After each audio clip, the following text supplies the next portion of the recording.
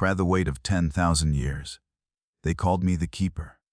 For 23 years, I had maintained the chronometric archives beneath the Imperial Palace on Terra, calibrating temporal measurement devices that synchronized the Imperium's vast bureaucracy across time-dilated systems, verifying the mathematical certainty that allowed supply convoys to arrive when needed and tethers to be calculated with precision. I took pride in this work. The Emperor's domains spanned galaxies, where time moved at different speeds, and I was one of 47 archivists who made order from temporal chaos. My supervisor once told me that faith and mathematics were inseparable, that the Emperor's truth existed in numbers just as surely as in prayer. I believed her completely. My name is Lyros Kaine, Chronometric Archivist 2nd Class, Assignment Designation Imperial Palace Sub, Level 73. And I want you to understand something before I continue. I discovered truth when I stopped looking for it. The archives occupied a chamber carved from the bedrock beneath the palace, walls lined with brass mechanisms that clicked and whirred in rhythms calibrated over millennia. The temperature was maintained at exactly 16 degrees, cold enough that our breath misted when we spoke the litany of temporal accuracy each morning at the shift bell. I had memorized every mechanism in Section Theta 7, the subsection dedicated to astronomical calculations related to the Astronomican's projected maintenance cycles. My hands knew the feel of each calibration dial, the precise resistance of gears that had turned for 10,000 years without failing. My daily routine began at the 4th bell, when the archive's mag locks disengaged with a pneumatic hiss that echoed through empty corridors. I would descend 73 levels in a transport cage that smelled of machine oil and incense, past floors where other archivists maintained genealogical records, execution tallies, and tithing calculations. The cage operator, an elderly woman named Sertha, whose augmetic jaw clicked when she spoke, would ask the same question every morning, purpose of descent, and I would give the same answer, maintenance of temporal certainty. It was ritual, comfort, the foundation of meaning. Section Theta 7 contained exactly 412 chronometric devices, each requiring daily verification against atomic decay standards kept in shielded vaults. I would begin with device ZO01, cross, referencing its temporal output against the standard, logging any deviation to the 100th of a second, making minute adjustments with tools passed down through 20 generations of archivists. The work required absolute precision. A single miscalculation could cascade across supply routes, could mean regiments arriving too late, could cost millions of lives. I had never made an error. Not once in 23 years. The devices measured time dilation across the Imperium, calculating the differential between Terra's chronology and distant systems where proximity to gravitational anomalies or warp storms made time itself unstable. Device 047, for instance, monitored the Calidus sector where time ran approximately 3% slower than Terra standard. Device 183 tracked the goal stars, where temporal distortion was severe enough that entire campaigns could pass in what Terra experienced as weeks. My role was to ensure these measurements remained accurate, that the great ledgers in the administratum's upper levels could account for every regiment, every tithe, every soul in the Emperor's service. I remember the exact moment I noticed the discrepancy, because I had just finished reciting the prayer of unchanging constants, my breath still visible in the cold air. Device 224 monitored temporal flow around the Sol system itself, a baseline against which all other measurements were calibrated. Its output had been identical for as long as records existed. 1 solidars on the normalized scale, perfect temporal parity because Terra was the reference point. That morning it read 1 and 3 millionths of a deviation. Barely measurable. I ran the calibration sequence 4 times, convinced I had made an error. The atomic standard was correct. The device mechanisms showed no sign of degradation. The reading held steady 1, other 3. Time around Terra was running incrementally faster than it should relative to the baseline, established 10,000 years ago. I filed a discrepancy report using Form 447, Omega, the standard documentation for anomalous readings. I noted the deviation, detailed my verification steps, recommended a full recalibration of device 224's internal mechanisms. I submitted it to my supervisor, Magos Archivist Lyros, and returned to my duties. The deviation was minor enough that it wouldn't affect any practical calculations for centuries. I was certain there was a logical explanation. Thela summoned me 6 hours later. Her office occupied a chamber adjacent to the archives, walls covered with schematic diagrams of temporal calculation matrices. She was a small woman, her skin the gray of someone who had spent decades in artificial light. 3 minor augmetics replacing her left eye, and both hands with devices calibrated for microscopic precision work. When I entered, she was reviewing my report on a data slate, her augmetic fingers clicking softly against the surface. "You filed this today?" she asked without looking up. "Yes, Magos. Device 224 shows temporal deviation from baseline. I verified it multiple times." She set down the data slate and looked at me with her natural eye. The augmetic one, a red lens set in a brass housing, whirred as it focused. "Archivist Kaine, how long have you served in Section Theta 7? 23 years, Magos.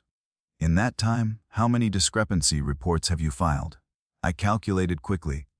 17, Magos. All verified as calibration drift, corrected within standard parameters. "And this report?" She tapped the data slate. "What makes this different?" I hesitated, uncertain of her meaning. "The deviation affects the Sol system baseline, Magos. It's unusual but not unprecedented. Gravitational shifts from asteroid movements, solar mass fluctuation. Standard factors that require periodic adjustment." Thela nodded slowly. She picked up the data slate and, with deliberate motion, deleted my report. I watched the screen flash with the confirmation "Record par GD." "Magos, I don't understand. Device 224 is functioning correctly," she said, her voice flat, mechanical. "The reading is expected. You will log it as within acceptable parameters and continue your duties. But the deviation from baseline, as expected and accounted for." She leaned forward slightly. "Archivist Kaine, you have served faithfully for 23 years. Your work is exemplary. Continue to serve faithfully. Do not file further reports regarding Device 224. This is a direct order from Administratum Classification Omega 7. Do you understand?" I understood the words. I didn't understand their meaning, but I was trained to obey. "Yes, Magos." "Good. Return to your duties." I descended back to Section Theta 7 in the transport cage, Surtha's augmetic jaw clicking in the silence. The archive felt different somehow, the familiar clicking of mechanisms now sounding irregular, arrhythmic, wrong. I approached Device 224 and checked the reading again. 1, Lyros and 3. I logged it as within acceptable parameters, as ordered. I moved to Device 225, then 226, continuing my routine. But that night, alone in my hab unit 7 levels above the archives, I couldn't stop calculating. 3 millionths of a deviation, compounded over years, over decades, over millennia. The numbers sprawled across my mind like infection. If time around Terra was accelerating relative to the baseline, established 10,000 years ago, and if that acceleration had been constant, then at current rate it would take approximately 33,000 years to produce a measurable 1-second difference.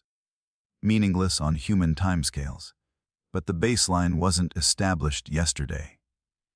It was established at the beginning of the Imperium. What if the deviation had been growing for 10,000 years?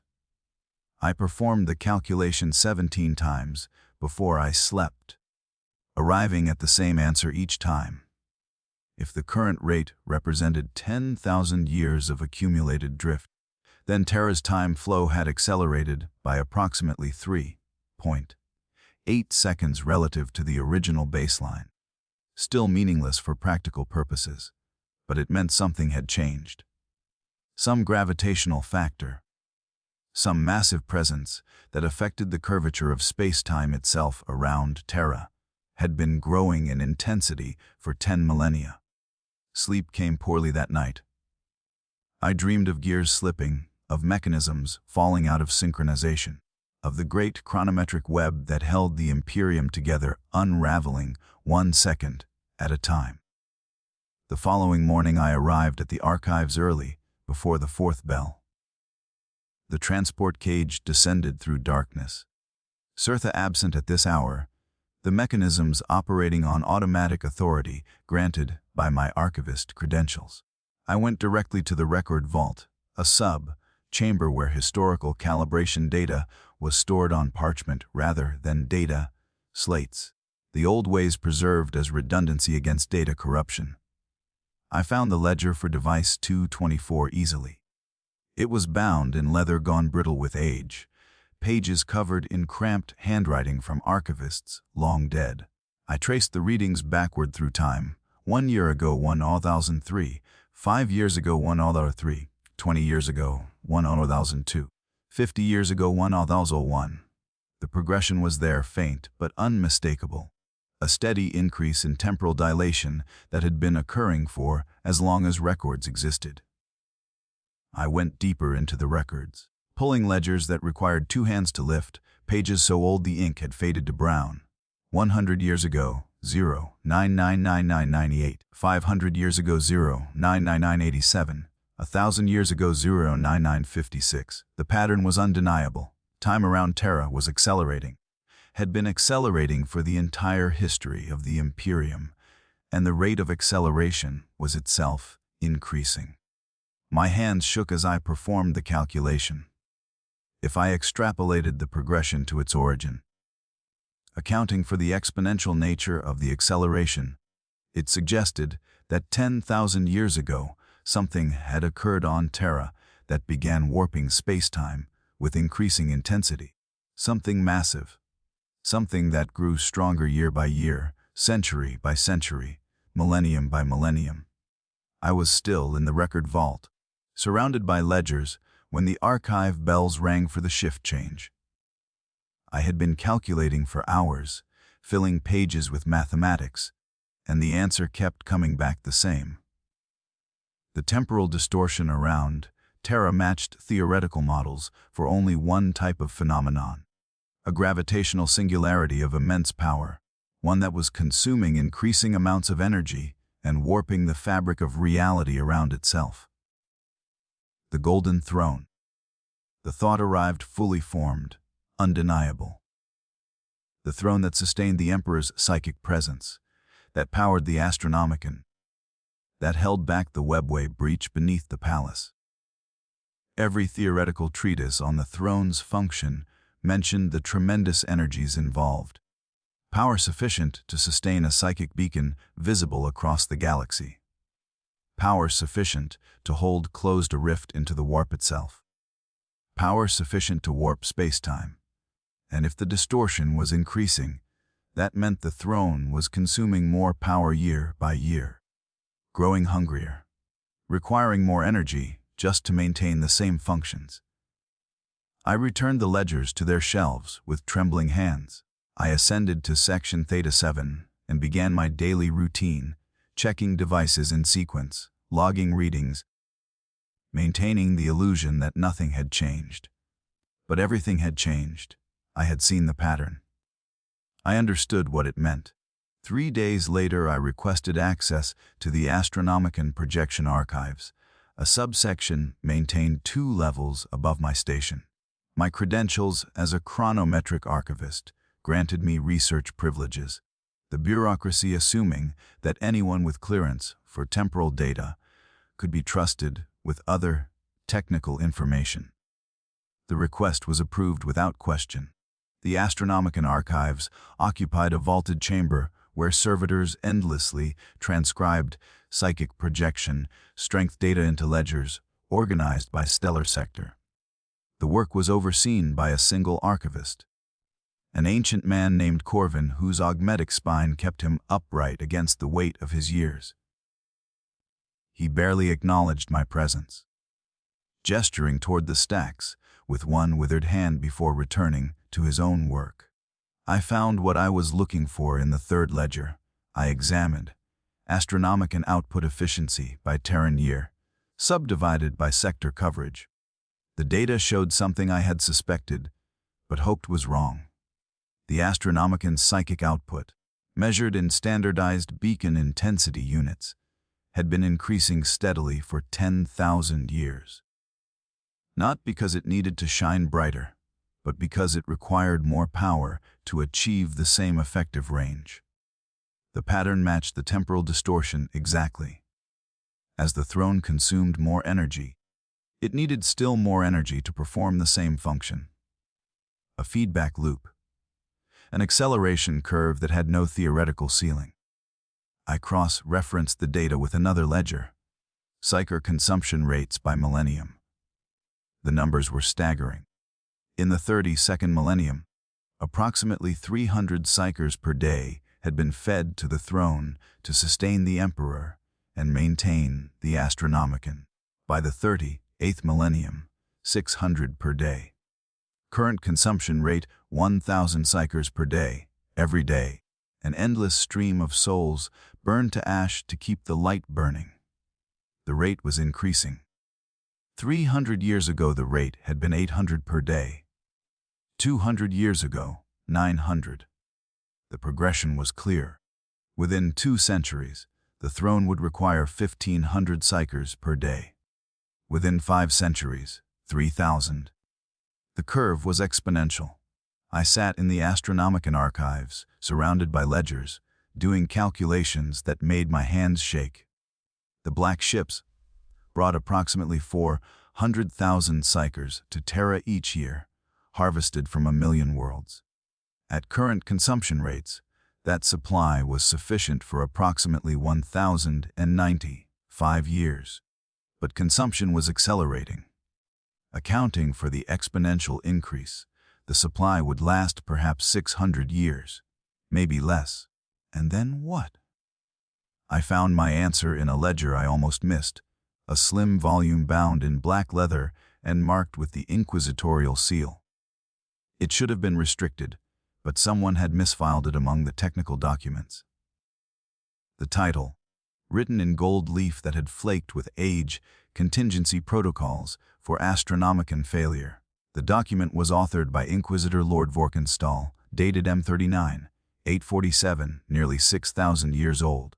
It outlined theoretical scenarios for maintaining minimal Imperium cohesion if the Astronomican were to fail.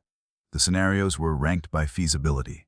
Scenario 1, Emergency Beacon Network using captured Xenos technology. Feasibility low. Risk of tech, heresy unacceptable. Scenario 2, Mandeville Point relay stations with psychic amplifiers. Feasibility medium. Would require 300,000 stations across the Imperium. Estimated construction time 8,000 years. Coverage incomplete. Scenario 3, Regional beacon networks using lesser psykers. Feasibility low, medium. Maximum range insufficient for inter-segmentum coordination. Would fragment Imperium into isolated sectors within 50 years. Scenario 4, Controlled Imperium contraction to core systems only. Feasibility medium, high. Would require abandonment of 70% of current territory. Estimated survival 20% of current population. Political acceptance impossible. The final scenario had no feasibility rating. Scenario 5. Full mobilization of all psychically active humans regardless of training or age. Emergency protocol allowing forced conscription of minor psychic talents normally deemed too weak for throne feeding. Estimated additional supply 200 million souls. would extend Astronomican operational period by approximately 6 months before total depletion of psychic population. 6 months. Beneath the scenario was a handwritten note in faded ink. Upon review with Fabricator, General Zeth and High Lord Van Dyer, consensus achieved, no acceptable alternative to throne operation exists. Failure equals extinction. Recommend continued black ship operations and research into psychic breeding programs to increase psyker birth rates. All scenarios involving throne failure deemed unacceptable. This report classified Omega, absolutum, and sealed by order of the High Lords. I read the note 17 times. Each time the words meant the same thing. The Imperium's greatest minds had known for 6,000 years that the throne's hunger was unsustainable, had examined every alternative, and had concluded that there were no alternatives. The only option was to continue feeding it and hope something changed. But nothing had changed. The hunger only grew. I stole the document. I shouldn't have, but I carried it out of the Astronomican archives, hidden inside my robes, descended to my hab unit, and read it again by the light of a single candle. The protocols were detailed, methodical, describing exactly how the Imperium would die if the throne failed. First, the Astronomican would darken, leaving ships stranded in the warp with no beacon to guide them. Within weeks, inter-system travel would become impossibly dangerous, attempted only by the desperate or insane. Within months, the Imperium would fragment into isolated systems unable to coordinate or trade or call for help. The Xenos would come then. Orc empires would expand unchecked. Tyranid hive fleets would devour systems one by one with no possibility of coordinated defense.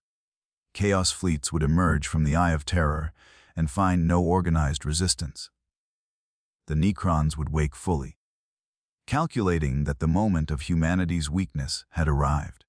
The document estimated complete extinction of the human species within 200 years of Astronomican failure.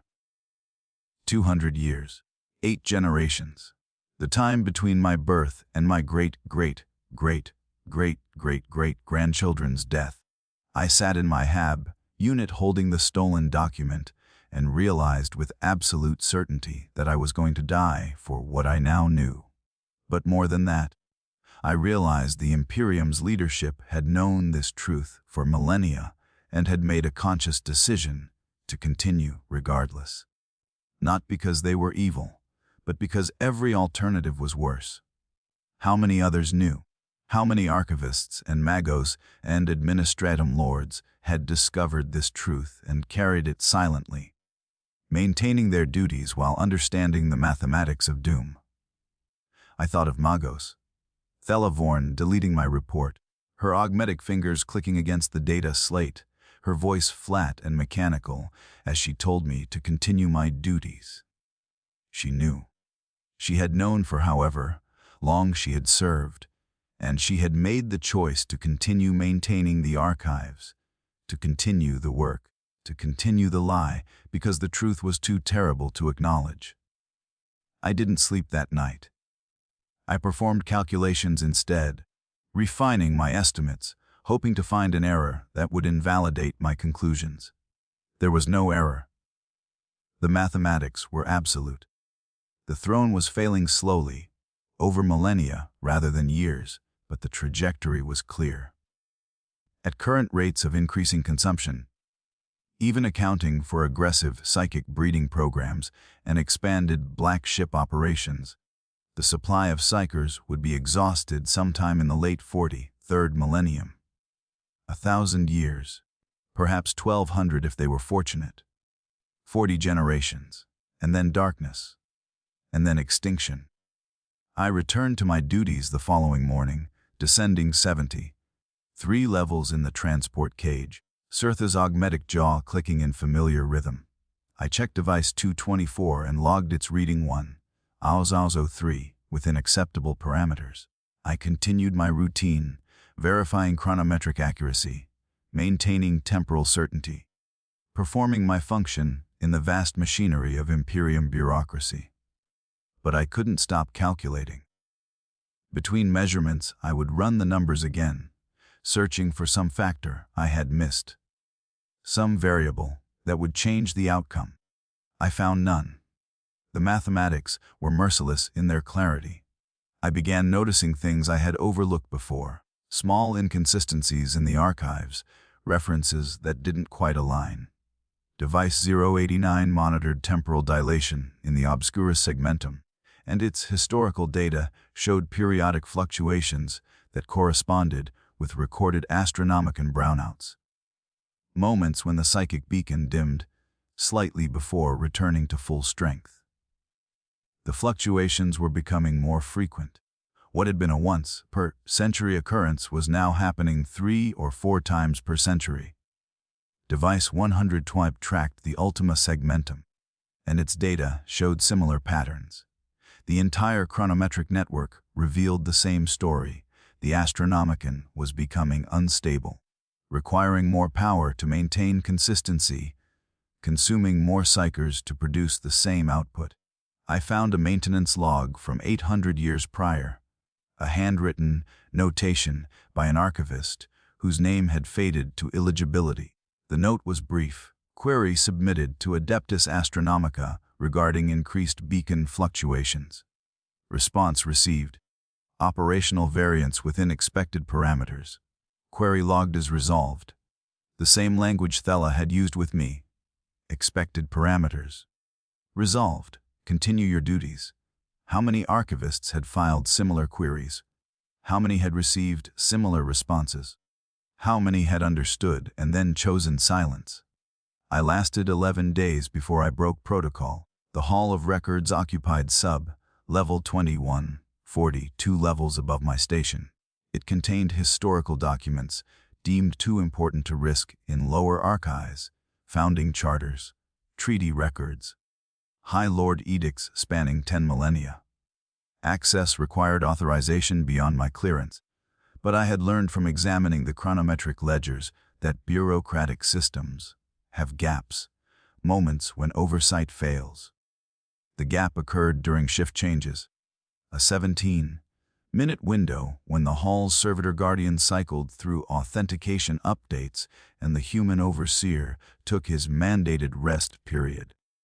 I timed my approach to coincide with this window, carrying a data slate and wearing the expression of someone engaged in legitimate research.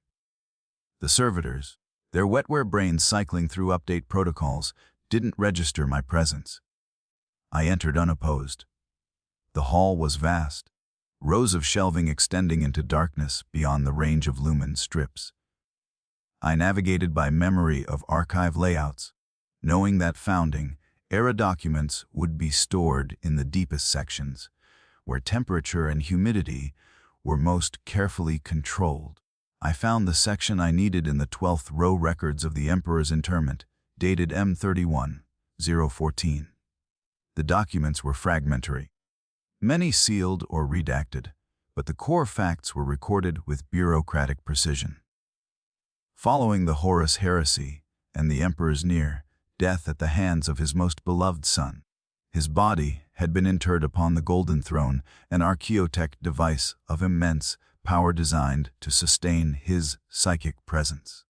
Initial power requirements: 20,000 terawatts, continuous draw from Terra's primary generatorum complexes. Initial psyker consumption estimated 60 souls per day to augment the Emperor's own psychic strength. 20,000 terawatts. 60 souls per day.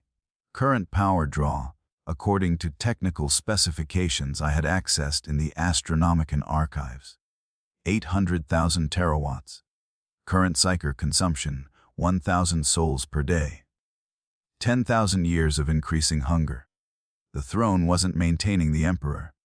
It was consuming him slowly, requiring ever more power to sustain whatever remained of his consciousness, burning through souls at an accelerating rate just to keep functioning. I found a technical schematic dated Emdrid 32, created by the fabricator, general who had overseen the throne's early maintenance. The diagram showed the throne's core mechanisms.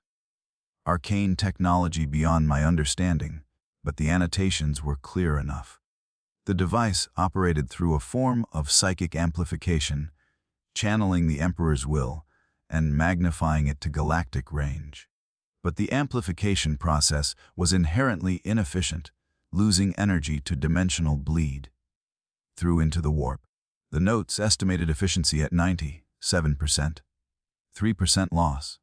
Compounded over 10,000 years. The inefficiency would accumulate, requiring increased input to achieve the same output. The mathematics of decay. Beneath the schematic was a note in different handwriting, added centuries later. Efficiency degradation confirmed. Current estimated efficiency 83%. Rate of decline approximately 1% per millennium. Projected timeline to critical failure unknown. Recommend increased psyker allocation to compensate. I traced the degradation forward. At 1% loss per millennium, the throne would reach 0 efficiency in 8,000 years from that notation. But the loss wouldn't be linear. As efficiency decreased, more power would be required, which would strain the mechanisms further, which would decrease efficiency faster. A cascade failure built into the device's fundamental design. The throne was killing the Emperor slowly while consuming an ever-increasing portion of the Imperium's psychic population to do it. And there was no way to stop it without letting the Astronomicon die and the webway breach open and watching the Imperium fragment and collapse. I heard footsteps in the corridor outside the hall. The shift change had completed.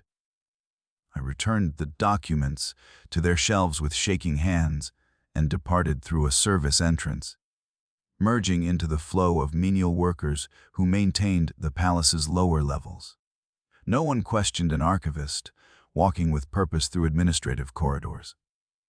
I returned to my HAB unit and realized I was weeping. The next morning I didn't descend to the archives. I stood in my quarters staring at the walls, unable to force myself through the familiar routine. What was the purpose? To maintain temporal accuracy for an Imperium that was dying incrementally, to preserve coordination for a species that had perhaps 1,000 years remaining before it was consumed by the very mechanism meant to protect it. Thela sent a servitor to retrieve me at the 8th hour. The creature, a lobotomized thing with cables where thoughts had been, handed me a data slate with a simple message. Report to Magos Vorn's office immediately. I descended 73 levels for what I knew would be the final time. Thela's office was occupied by 3 people when I arrived. Thela herself, standing beside her desk with augmetic hands clasped before her. An inquisitor of the Ordo Hereticus. His power armor bearing the sigils of the Holy Ordos, his face hidden behind a golden death mask. And a woman I didn't recognize, elderly and frail, wearing robes that marked her as a senior member of the Adeptus Astronomica. Archivist Kaine, Thela said, her voice even more mechanical than usual. This is Inquisitor Valdane and Choir Mistress Eritha. They have questions regarding your recent research activities. I had known this moment would come. I had stolen classified documents, accessed restricted archives, pursued inquiries explicitly forbidden by direct order. I had committed multiple violations of protocol, each sufficient for execution. I felt strangely calm. I understand, I said. Inquisitor Valdane stepped forward, his armor servos wearing softly. When he spoke, his voice was filtered through his helmet's vox, grill, rendered flat and inhuman. You accessed the Hall of Records without authorization. You removed classified materials from the Astronomicon archives. You have pursued lines of inquiry into the Golden Throne's operational status despite being ordered to cease such investigation. These are capital offenses. I know. Why? The question caught me off guard. I had expected accusation, judgment, immediate execution. not inquiry into my motivations. I wanted to understand, I said finally. I had discovered the temporal dilation around Terra. I needed to know why. And what did you discover? This from Choir Mistress Aretha, her voice surprisingly gentle. I looked at each of them in turn. They already knew everything I had learned. This wasn't an interrogation. It was something else. The throne is failing, I said. Slowly over millennia, but the trajectory is clear. Increasing power consumption, decreasing efficiency. Accelerating psyker consumption rates. At current progression, the supply of psykers will be exhausted within 1,200 years, possibly less.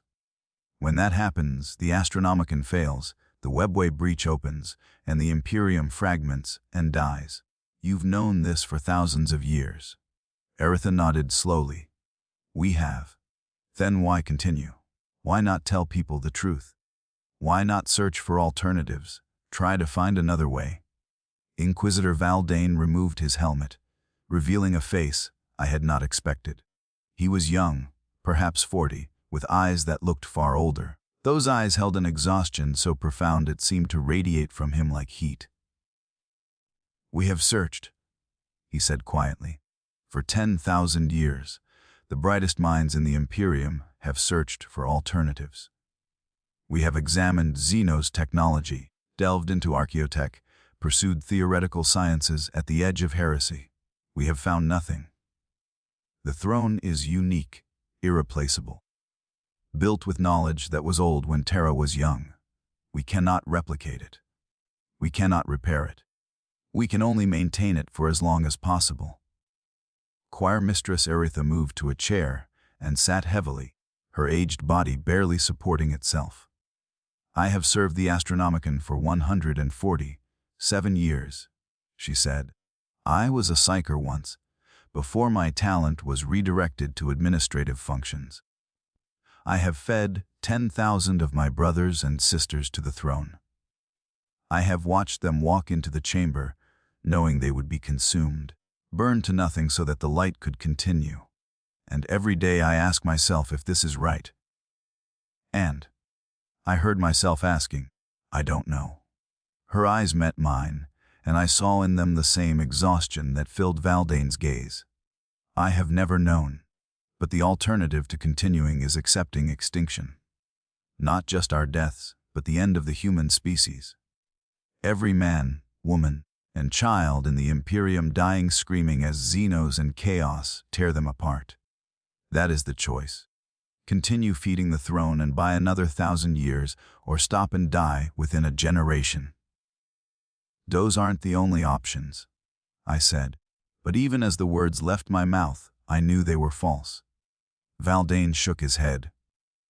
Archivist Kaine, you are an intelligent man. You've seen the contingency protocols. You understand the mathematics. What alternative do you propose? I tried to think of one. Regional beacon networks, but they were insufficient. Controlled contraction, but it would be a slow extinction instead of a fast one. Xenos technology, but even accessing it was heresy and likely wouldn't work anyway. Every scenario led to the same conclusion. There must be something, I whispered. If there is, we haven't found it. Valdane's voice was soft now, almost kind. I have served the Ordo Hereticus for 74 years. I have executed innocents because allowing them to live would set precedents that could fracture planetary governance. I have ordered exterminatus on worlds where corruption could have been contained, but the risk of failure was too great. I have made choices that haunt me, that chase me through every waking moment and every dream, and I continue making them because the alternative is worse. How can you be certain? I can't. He closed his eyes briefly, and I saw his hands tremble. I have spent 7 decades searching for certainty and found none. But uncertainty cuts both ways. I could be wrong about the necessity of my actions. I could be committing atrocities for nothing. But I could also be right, and my refusal to act could result in billions dying when decisive action might have saved them. So I act, and I carry the weight. And I hope that when my life ends, someone will judge me fairly and find that I made the best choices I could with the information I had. Thela spoke then, her augmetic voice somehow conveying emotion despite its mechanical nature. When you filed your initial report on device 224, I deleted it because I understood what you had discovered. I knew that if you pursued it further, you would arrive at the truth. And I knew that truth would break you, as it has broken everyone who learned it. I am sorry, Archivist Kaine. I should have found a way to warn you without revealing what I knew, but I was afraid, and I was tired, and I took the easier path. Why tell me this now? I asked. Why not simply execute me and be done with it? Choir Mistress Eritha stood slowly, supporting herself on the desk. Because you deserve to understand why you must die, and because we hope you will choose to die with purpose rather than simply being executed for heresy. I don't understand. Valdane stepped closer. The truth you've discovered cannot be allowed to spread.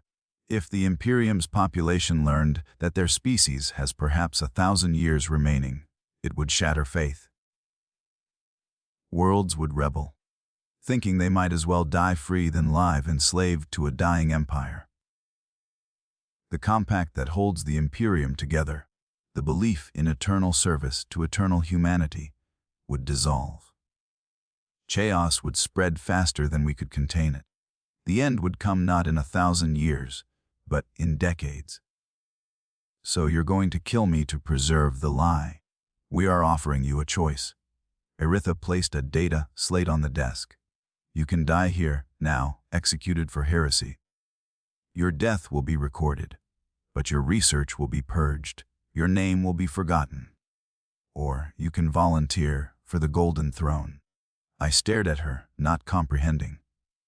Psykers are not the only souls the throne can consume, she continued.